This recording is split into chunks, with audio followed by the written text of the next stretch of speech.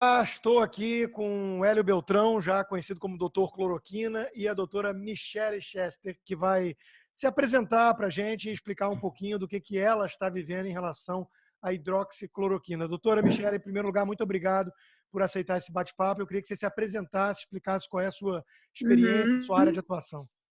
Tá. Eu vou me apresentar, né? Meu nome é Michele, eu sou ginecologista, eu coordeno uma clínica aqui na Zona Norte. Essa clínica é uma clínica que ela é da minha família, né? Essa clínica ela existe desde 1954 e ela foi fundada pelo meu avô, Dr. Mordecai Farber. O nome da clínica a clínica chama Centro Médico Mazei.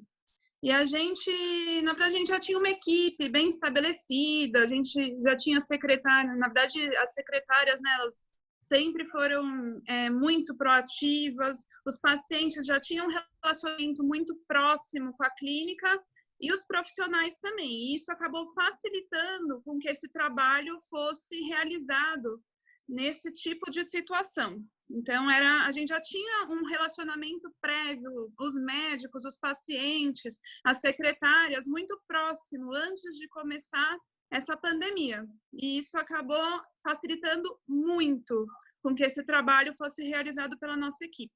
E como que você se aproximou da hidroxicloroquina? Como é que você descobriu isso para a questão do coronavírus? Na verdade, assim, eu como médica, eu sou uma pessoa que eu sempre fui muito persistente.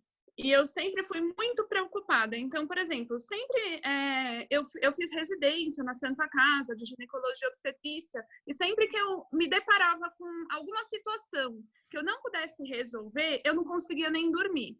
Então, eu sempre tive esse perfil de ir atrás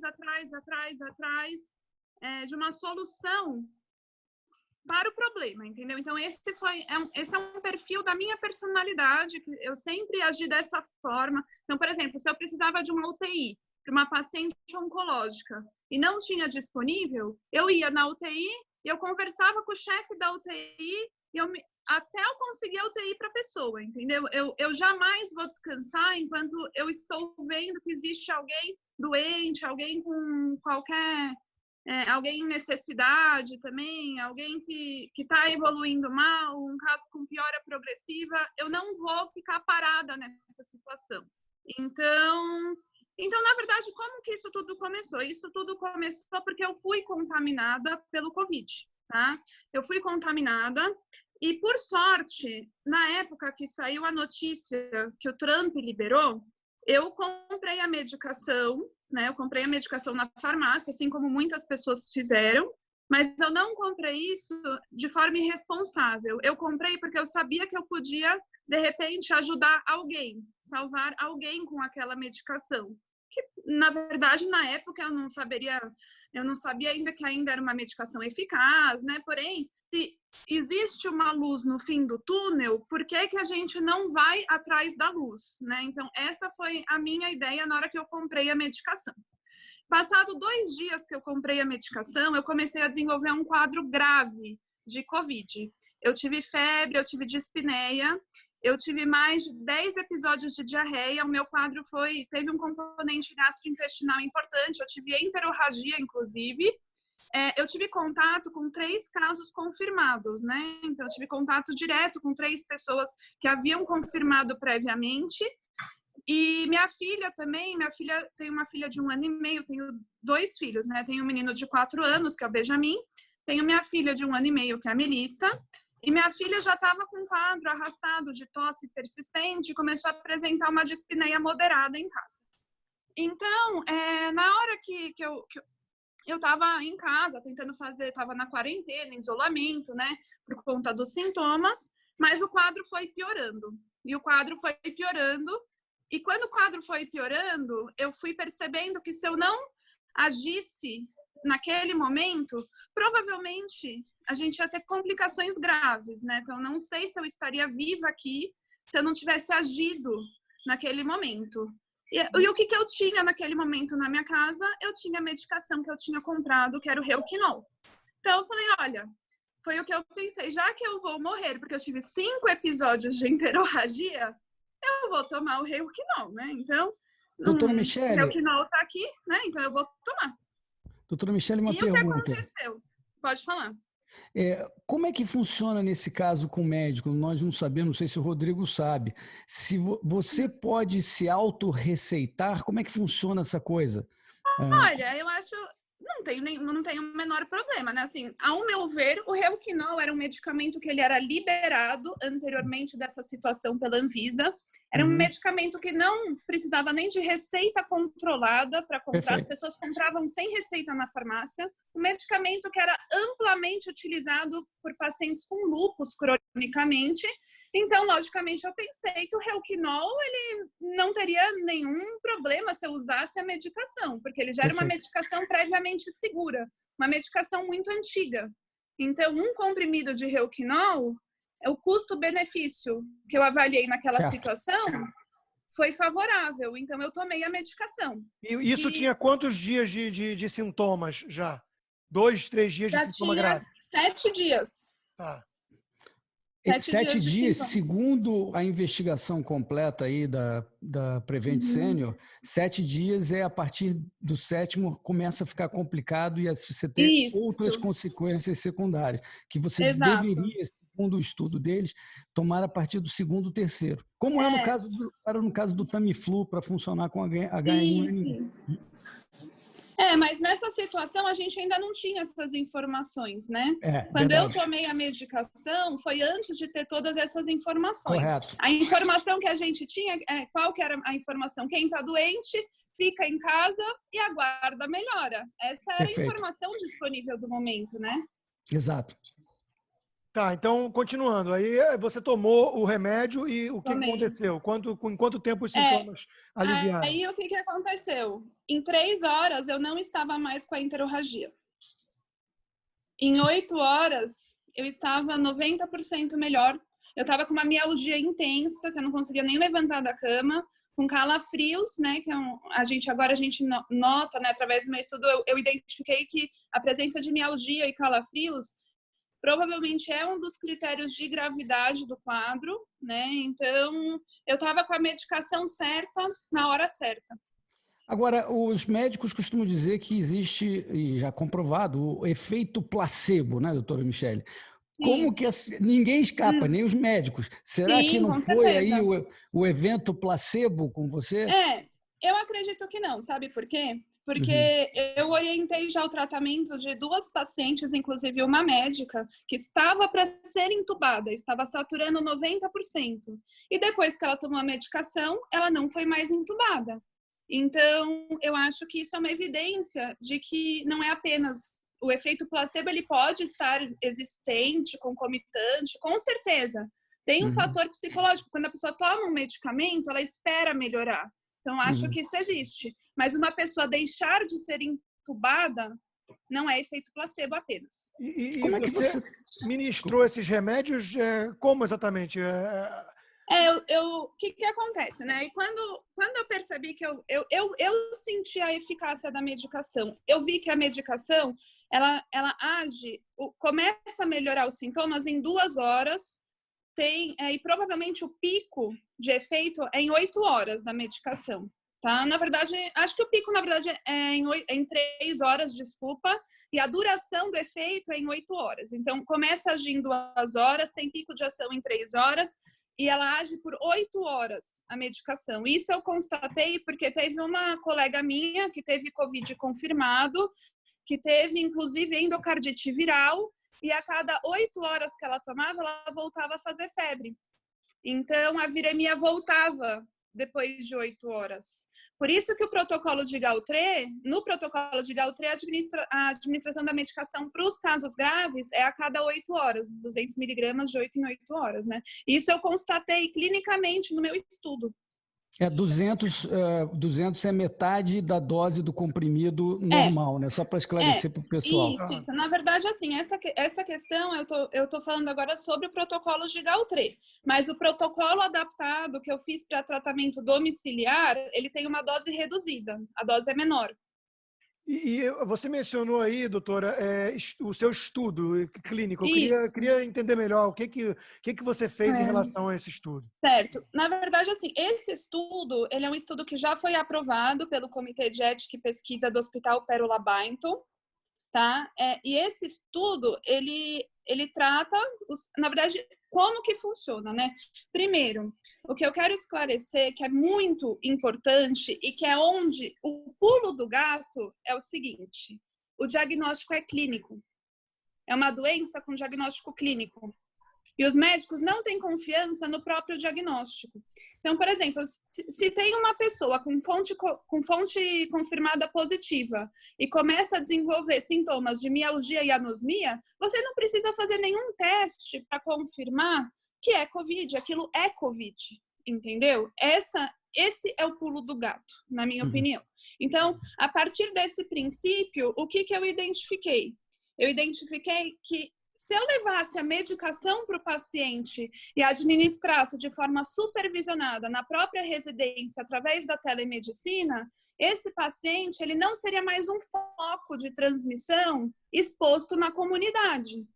Então, essa foi a minha estratégia. Eu identifiquei casos que foram confirmados por critérios epidemiológicos e clínicos bem específicos, casos moderados com evolução desfavorável. E nesse grupo de pacientes, eu realizei a administração da medicação de forma domiciliar através da telemedicina. E qual o tamanho dessa amostra, doutora? Qual o tamanho dessa amostra? Eu tenho 17 pacientes que fizeram tratamento. Deixa eu só esclarecer uma coisa. Então, nós não estamos falando nem de pronto-socorro, onde... Não, é um tratamento domiciliar. Isso, porque no pronto-socorro, eventualmente, você pode ser encaminhado para fazer uma tomografia, onde aí você tem um diagnóstico clínico mais... Isso, assim, se não existe necessidade, eu sou contra expor a fonte.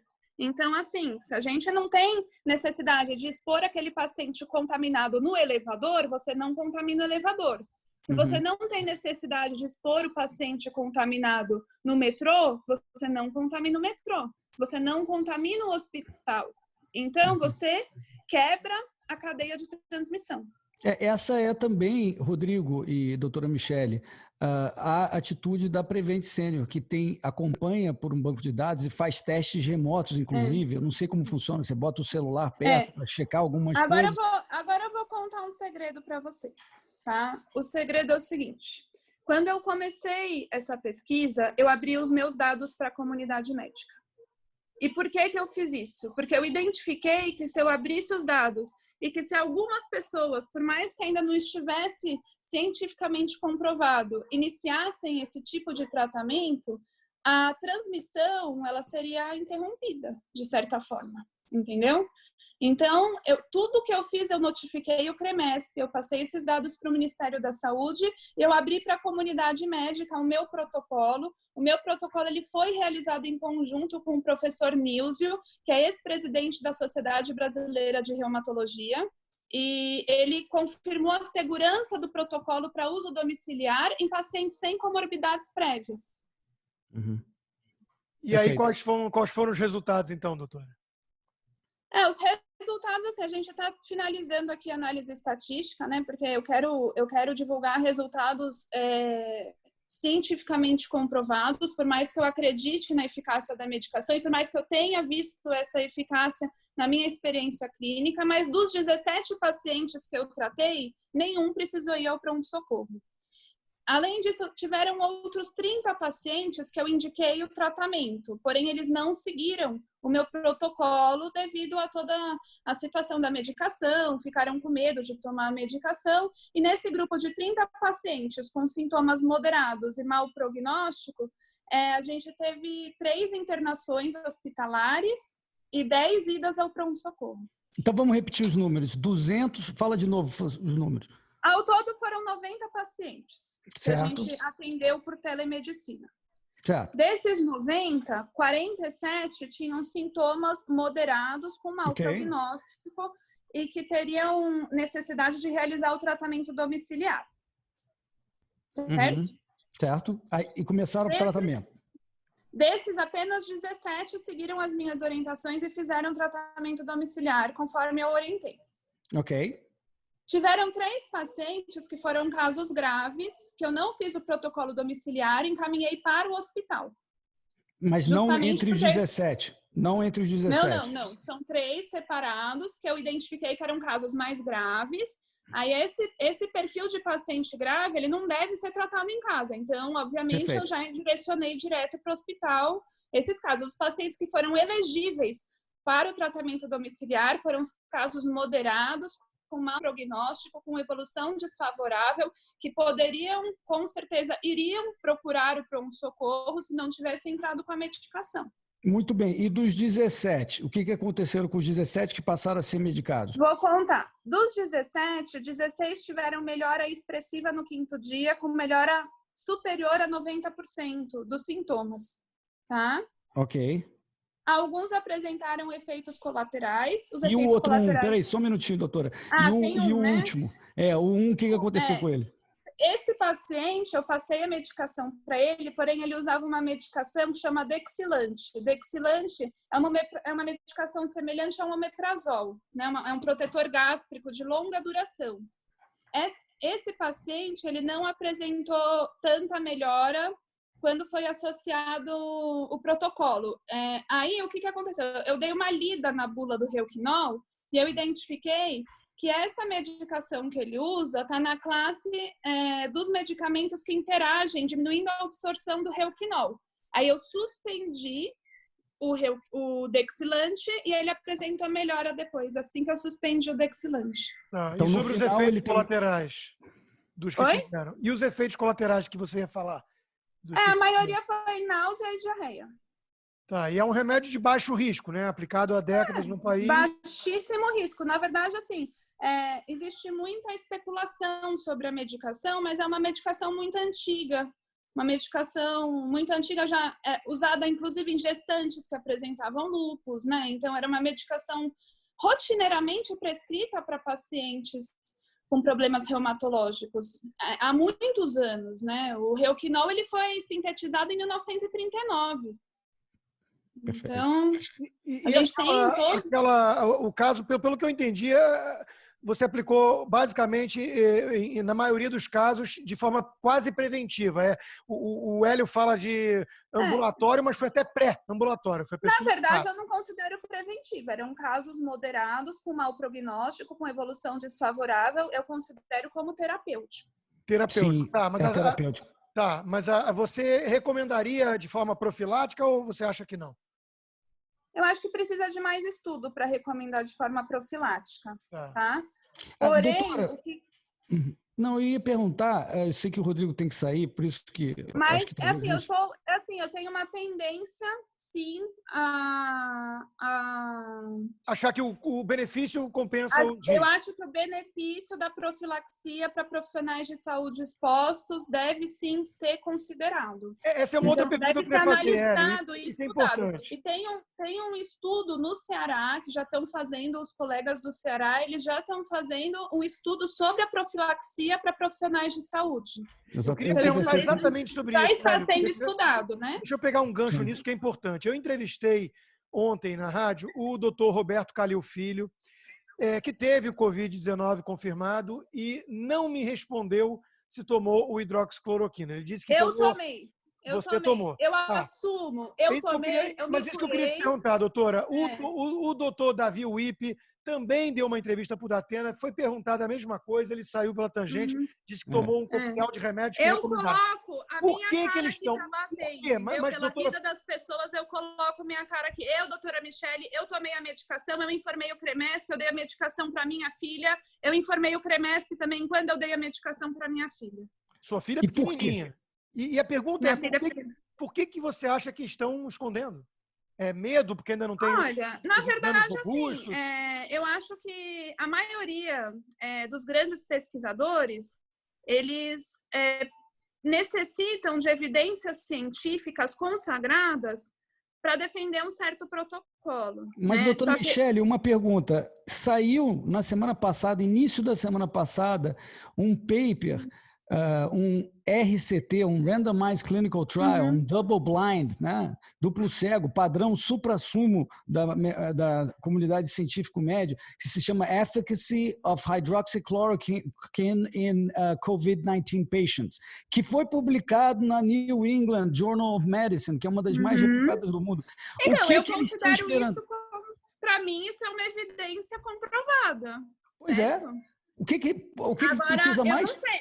O que as outras pessoas aguardam, eu não sei. O meu papel eu estou fazendo, eu estou tratando os pacientes, entendeu? Eu estou obtendo melhora. Eu zerei os casos no meu condomínio. Eu moro num condomínio e muitos desses pacientes, eles foram expostos nesse condomínio. Então, agora os casos aqui no meu condomínio estão controlados depois que eu entrei com esse protocolo. Inclusive, eu já solicitei financiamento ao Ministério da Saúde para aplicar esse protocolo no SUS, de forma... Doutora, pegando um gancho nisso, você tratou, se eu não me engano, era Suzy, né, o nome dela, ela permitiu que eu mostrasse o caso dela, então quem está acompanhando agora vai ver. Vamos lá, mostra a Suzy. Da entrevista dela. Né, olha, a Suzy, deixa eu contar a história da Suzy. A Suzy é uma pessoa, uma pessoa muito boa, né? Ela já trabalhou na nossa clínica, inclusive, então eu conheci ela porque ela cobriu férias de uma faxineira que trabalhava na nossa clínica, né? E a Suzy, ela permaneceu com um quadro arrastado por 10 dias. Ela foi 4 vezes ao pronto-socorro, teve um quadro de dispneia importante e ela ia voltar novamente ao pronto-socorro. Aí eu falei, não, Suzy, vamos fazer o tratamento, né? E o mais interessante é que a Suzy foi exposta, porque a Suzy, ela estava trabalhando atualmente como cobradora de ônibus, o motorista teve Covid e o ônibus que ela trabalhava era um ônibus com ar-condicionado, né? Então, aí a gente vê a importância da transmissão em ambientes fechados com ar-condicionado. Então, ela é uma pessoa que foi muito exposta. E quanto mais a pessoa é exposta, provavelmente mais cepa ela vai ter circulando e mais viremia ela vai ter apresentar. Isso, pelo menos, eu acredito, né? Agora, não é ainda nada, assim, totalmente comprovado. Mas essa é a minha análise sobre toda essa situação. E aí ela começou o tratamento com a hidroxicloroquina e apresentou um quadro de melhora bem rápido, né? Exponencial. Eu vou mostrar o depoimento dela para todos. Bom dia, eu sou a Suzete, sou cobradora de ônibus, trabalho de cobradora de ônibus e eu tô com... Faz uns 20 dias que eu tô com sintoma de coronavírus. Quando foi 15 de março, eu trabalhei como motorista com um carro de ar-condicionado e esse motorista estava com muita tosse. Quando foi no dia 18, eu fui trabalhar, ele estava afastado já com suspeita de coronavírus. E depois passou uns dias, eu comecei com muita falta de ar, muita dor de garganta, uma moleza no corpo. Aí fui pro pronto-socorro. Chegando no pronto-socorro, o médico me atendeu e falou para mim tomar um remédio para dor de garganta e usar bombinha. Fiz esse procedimento por 9 dias e fiquei em isolamento. Tá bom. Quando foi no dia 29 de março, a falta de ar não passava. Eu tomava banho, cansaço para tomar um banho, para andar, para falar, tudo cansava. Fui ao médico de novo. O médico tirou um raio-x do meu pulmão e eu estava com uma pneumonia. Aí ele me passou um antibiótico me tomar durante 5 dias e dipirona se eu tivesse febre, tá bom. Fiquei 5 dias tomando esse antibiótico. Quando foi sexta-feira agora, eu comecei a ficar com muita falta de ar de novo, não consegui nem dormir à noite, tanta falta de ar. fui pro pronto-socorro de novo na sexta de manhã. E aí tô aqui. Fui para sexta-feira de manhã lá no pronto-socorro de novo. Ele tirou outra radiografia, raio-x, né? E outro raio-x. E eu tava com a pneumonia mais espalhada no pulmão. Tava pior a minha pneumonia. Aí o que ele fez? Me passou outro medicamento, mais forte que aquele que eu tava tomando. E durante 7 dias. Tá bom. Fiquei.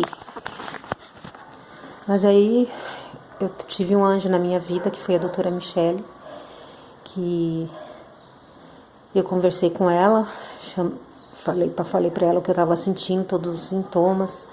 Ela me fez um questionamento, tudo, que desde quando eu estava assim e tal. Passei tudo para ela, dei todo o diagnóstico para ela. E hoje é domingo. Aí quando foi na sexta-feira à noite, meu marido foi buscar esse medicamento com ela. Se eu te falar que esse remédio que ela me passou é milagroso, vocês nunca acreditam. Hoje eu tô bem melhor, tomei banho agora e não tô me sentindo cansada. Para falar, eu tava ofegante até demais, hoje eu já não tô tanto. Então tem 3 dias que eu tô tomando esse remédio e eu estou me sentindo super bem. Esse é um remédio milagroso, tá? E hoje eu tô me sentindo, não tenho mais disposição, não tô com aquela indisposição no corpo que nem eu tava, hoje eu não tô. Eu tô muito bem. Do que eu tava, eu tô muito bem. Tá? Eu só tenho a agradecer a doutora Michele. Esse medicamento que ela me passou é maravilhoso. É só isso. Obrigada, viu? E máscara, doutora, a senhora falou agora que também essa questão de ambientes fechados, o ar fechado circulando. A máscara no início a OMS foi ética, agora já está reconhecendo a importância. Eu acho assim, a gente tem que tomar um pouco de cuidado e avaliar muitos fatores na questão da máscara. Primeiro, o fator de contaminação. Aquela máscara que a pessoa comprou ali na farmácia, será que ela tem um grau de contaminação na máscara? Você entende? Então, assim, o que é importante? É importante que essas máscaras elas sejam higienizadas adequadamente antes da utilização. Isso é muito importante, porque às vezes, a própria máscara, se for uma máscara fabricada por uma pessoa que estava sem máscara, pode ser uma máscara contaminada. A gente não tem certeza ainda sobre isso. Então, as máscaras, elas devem ser utilizadas se elas forem higienizadas adequadamente antes. Tá certo. Hélio, quer fazer mais alguma pergunta? Não, tô bem, Rodrigo, tá ótimo. Tá. Então tá, esse estudo seu vai ser publicado, doutora? Vai, a gente está preparando ele para publicação, eu estou nos dados finais, né? A gente ainda precisa passar ele para o inglês, porque eu quero publicar ele internacionalmente, mas eu vou liberar, como eu liberei todos os dados preliminares, eu vou liberar o estudo piloto preliminar também, e inclusive o pessoal da França, a equipe do Didier Raoult, está solicitando que eu libere, porque ninguém tem um estudo que os pacientes foram tratados dessa forma, né? E o Ministério Parabéns, da Saúde. Esse é o primeiro. Parabéns pela coragem também, né? Porque tem muitas restrições, pelo visto. Na verdade, assim, o que eu faço? Eu faço o possível dentro das minhas possibilidades. Eu não faço o que seria o ideal. A gente tem o que seria ideal cientificamente de ser feito. Mas a gente tem também o que é possível ser feito dentro da nossa própria realidade. Então, eu fiz o que poderia ser feito dentro da minha realidade. Isso, e é um quadro de pandemia, afinal de contas, estamos relaxando o protocolo em tudo que é área. Na economia, na liberdade, os estados tomando decisões policialescas de confinamento. Então, acho que é razoável se admitir que se relaxe um pouco os protocolos de ultra rigor. Na verdade, eu acho que não é uma questão de relaxar protocolo, né? Eu acho que, assim, se fosse uma situação distinta, que a gente fosse testar, de repente, um medicamento para acne, né, antes da pandemia, todos os protocolos devem ser seguidos. Sim. Mas agora, né, a gente está numa situação que pessoas estão morrendo.